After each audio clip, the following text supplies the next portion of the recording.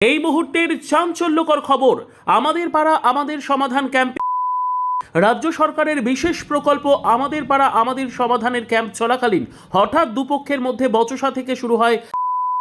এই মুহূর্তের সবচেয়ে বড় খবর, ডোমকলের আমিনাবাদে আমার পাড়া আমার সমাধান ক্যাম্পে ঘটনাস্থলে ডোমকল থানা পুলিশকে গ্রেপ্তার করে একাধিক। আমাদের পাড়া আমাদের সমাধান ক্যাম্পে রাজ্য সরকারের বিশেষ প্রকল্প আমাদের পাড়া আমাদের সমাধানের ক্যাম্প চলাকালীন হঠাৎ দুপক্ষের মধ্যে বচসা থেকে শুরু হয়।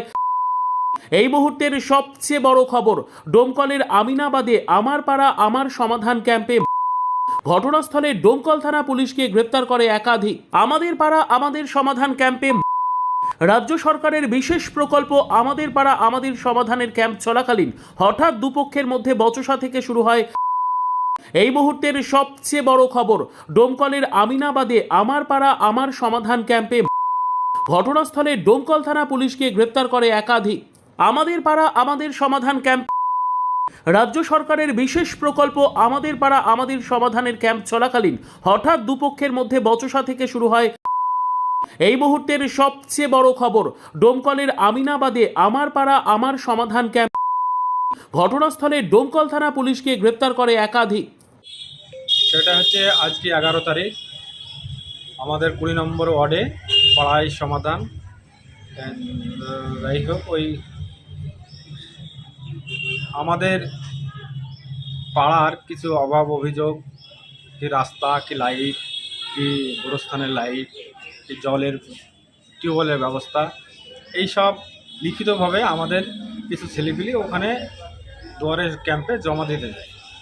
এবার রফিকুলের কিছু লোকজন বাহিনী, তারা এর আগে এই 21শে জুলাই একটা দেওয়াল লেখন কেন্দ্রগিরি, এই যারা আজকে মেরেছে তারাই সেদিনও ওই কামরুজ্জামান, কার্তিক চাকি, আলম ভাইকে এরা অপদস্থ করেছিল। আমরাও ছিলাম ওখানে, আমরা তার প্রতিহত করেছিলাম। আজকে আমার অজান্তে আমি না জাতি ওখানে একটা দুর্ঘটনা ঘটে গেছে। শফিকুল বিশ্বাস নামে এক ব্যক্তিকে বেধড়ক মার দিয়েছে। উনি এখন বর্তমানে চিকিৎসার অধীনে হসপিটালে ভর্তি করা হয়েছে। ও এখন মৃত্যুশয্যায় লড়াই করছে।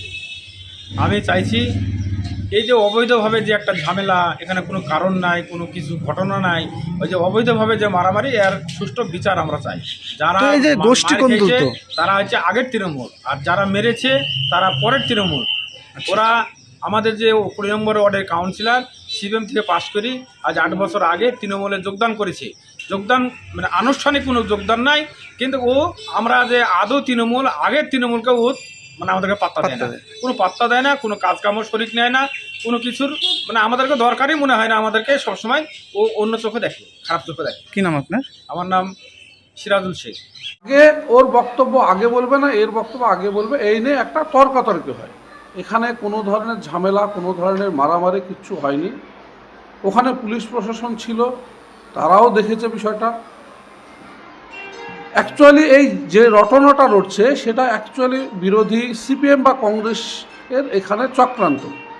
পাড়ায় সমাধান প্রকল্পটাকে মানুষের কাছে যে ভালো দিকটা সেটাকে মেলামাইন করার জন্যে একটা চক্র, অর্থাৎ সিপিএম কংগ্রেস যে ডোমকলের বুকে এটা করছে, এর জন্য আমি প্রতিবাদ করছি। এ ধরনের কোনো ঘটনা 20 নম্বর ওয়ার্ডে ঘটেনি। এটা হচ্ছে